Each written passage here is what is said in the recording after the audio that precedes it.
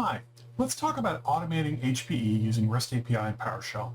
My name is Chris Leonetti, and I'm a Senior Technical Marketing Engineer for HPE, and additionally, I'm also the author of these toolkits.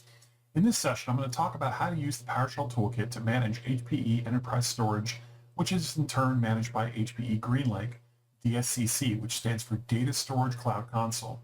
If you stick around to the end, I'll also discuss managing enterprise servers as well as a bonus. You can, of course, use the DSCC GUI to accomplish all of your goals, but for true automation, you're going to want to interface with the REST API, and you're going to need the support of complex scripts, which include your own business logic. This is exactly what the PowerShell toolkit does. It bridges the gap between the scripter who wants a CLI and the REST API, which controls the infrastructure.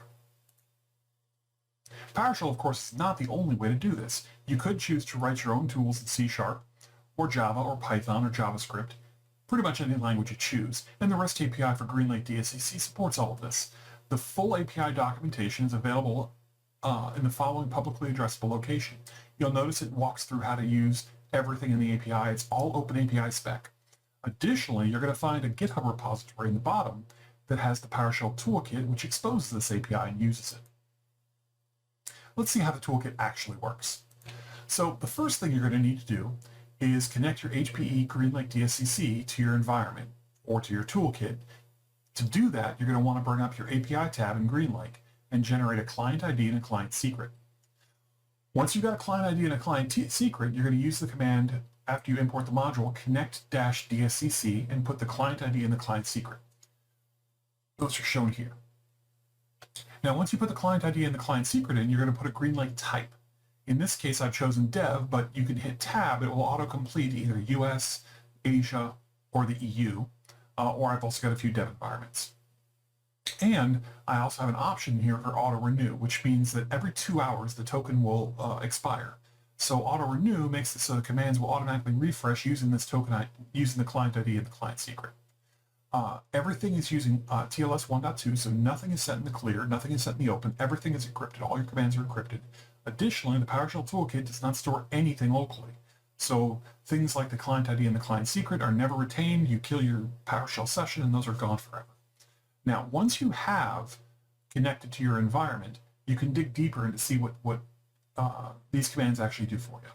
So as an example, the first thing you're going to need to do is figure out which commands are available. So the option get-command and the module name will actually give you a list of all the commands that are available in the toolkit. There's a lot of commands out there. Not everything in the API has been turned into a command yet, but I'm working on that very quickly. Now, I should also note that there's an option here called get-help, and then you put the command name in. This is kind of in Linux like the man pages. You could actually bring up a short synopsis of each command. You'll notice that each command is actually listed, and it shows you all the parameters that are available for that command. Everything with a square bracket around it is optional. Whereas if it doesn't have a square bracket, it's a required field that you must put in. I should note that the get-command or get-help command name also has a longer version. You can do a -full to get the longer version of the command, or -examples if you just want to see some very common uses for that command. So the full operation will actually tell you what the expected values are for all of these parameters, which in turn is copied directly from the API site. So again, you're going to find that the API documentation and the PowerShell toolkit both reinforce each other. Additionally, when you run a command like get-dcc host, it will return back data in a pleasing table format.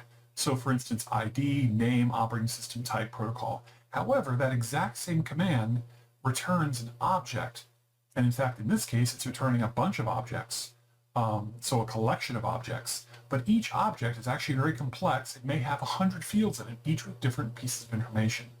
The default formatting table only shows you the most commonly used fields. However, you'll notice if you want to see all the fields, you can do a pipe command, convert to JSON, and get the raw JSON as it appears directly from the API commandlet. So the idea here is that if you actually look at the API documentation, you're probably going to be looking at something that looks just like this. So somebody who's writing this in Java or JavaScript is going to understand the JSON stuff natively. This commandlet, this program, this toolkit will give you that kind of feeling. You could also bring it back as a PowerShell object simply by piping it to format list, and it will list all the fields out. Now, another feature is you can chain commands. So there are some commands that require fields. For instance, if you want to do a get storage system controller, you have to tell it which storage system to get the controller from. Well, if I do a DSCC get storage system, I can get a list of my controllers with all their IDs. I could pipe that to the next command. It will actually use the next command as the input of which system ID to use. And in fact, if I say get DSCC storage system and then pipe that to get DSCC storage controller, it will take a list of all of my storage systems and then pipe that and give me a list of all of my controllers and return that in a large collection in a table format like this. I can also put filters in there. I can do a get storage system and put a dash system ID and put the exact system ID I care about and limit my returns to only the ones that are involved in a certain storage system. So piping operations, chaining operations is very, very well supported. You're going to be able to use filters as well. You can say where disk type equals SSD or where cage type equals or cage name equals cage 0. So there's a lot of different things you can do with these PowerShell toolkits. Again, everything returns as an object, which means you can actually dig into each of these objects without the need to write any of your own parsers. I should also note there's an option called verbose. If you're running a complex set of commands, or if you're running a command with a lot of fields in it, you may actually want to use the verbose option to see exactly which API it's talking to. So for instance, in some commands like volume, I'll actually call a different API whether you're talking to an Electra 9000 or an Electra 6000, but I use one PowerShell command to make it easier to remember and learn. However, if you want to see exactly what API I'm calling, use the -verbose option. That will let you tie right back into the API documentation to see exactly what the options are. And again, it's coded differently, so you can actually pick out the verbose options very well, and it will show you exactly what API call it's making. Now, I should note that this command is actually being run, and it's just giving you more information. There's another option called -whatif. What if, instead of running the command, it won't actually run the command. What it'll do is it will show you the command it would run if it were allowed to.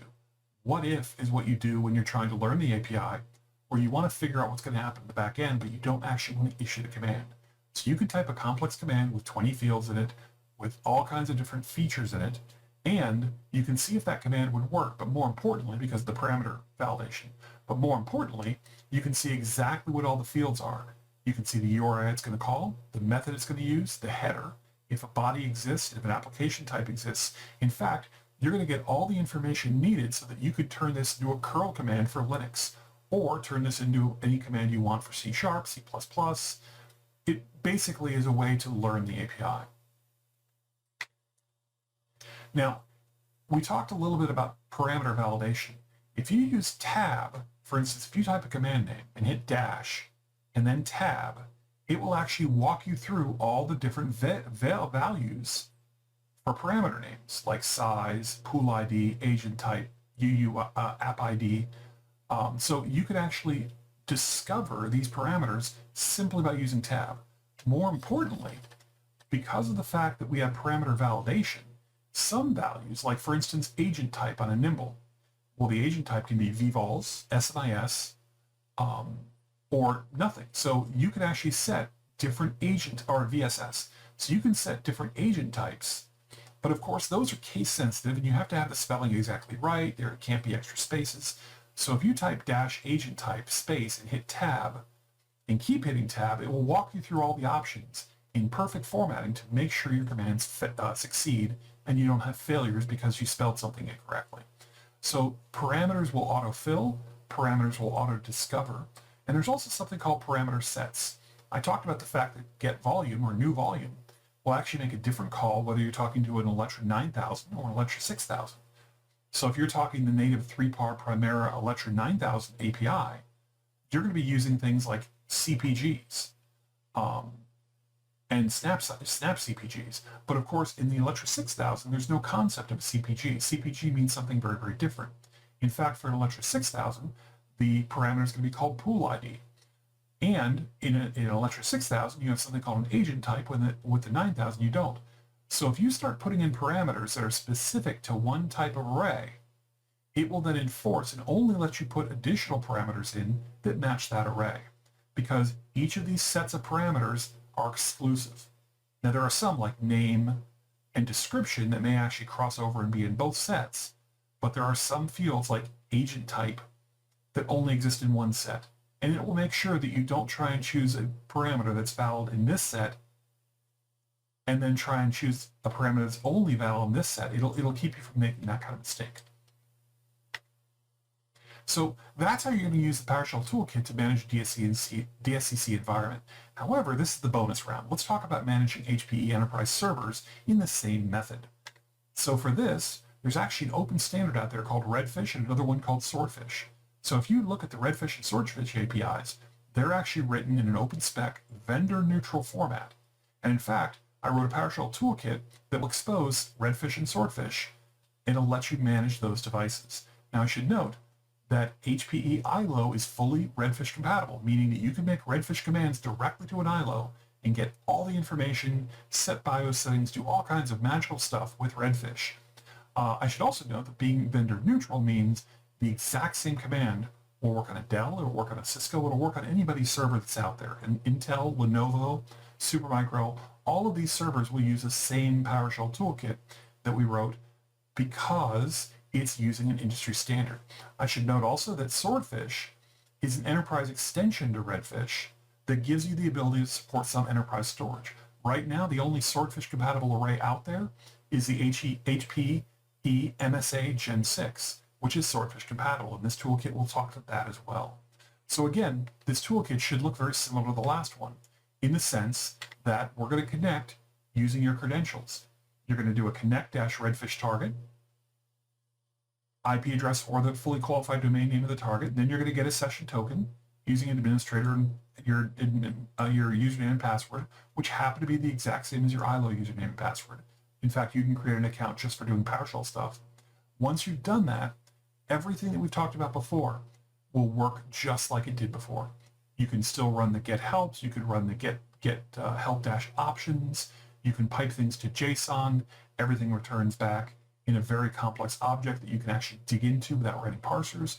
So again, this is the bonus points for being able to manage your servers and storage, all using a similar methodology, all using PowerShell, all using toolkits that are out there in the environment right now.